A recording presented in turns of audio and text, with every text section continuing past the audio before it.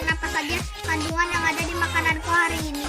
Udang mengandung protein hewani, tempe mengandung protein nabati, sayur kaya akan serat, nasi karbohidrat. Dan jangan lupa minum air 2 liter sehari. Teman-teman, aku makan dulu ya.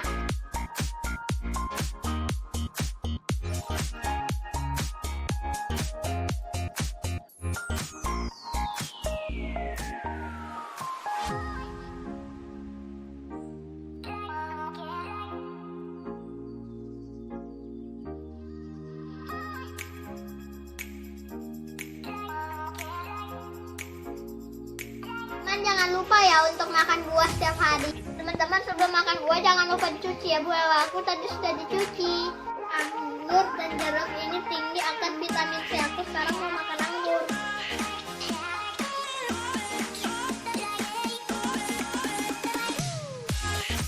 Hai teman-teman, tahukah kalian etika batuk yang benar menurut WHO adalah 1. Tutup mulut dan hidung saat batuk dengan baju atau tisu seperti ini.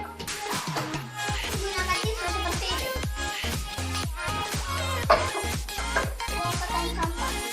Setelah itu cuci tangan dengan sabun atau hand rub.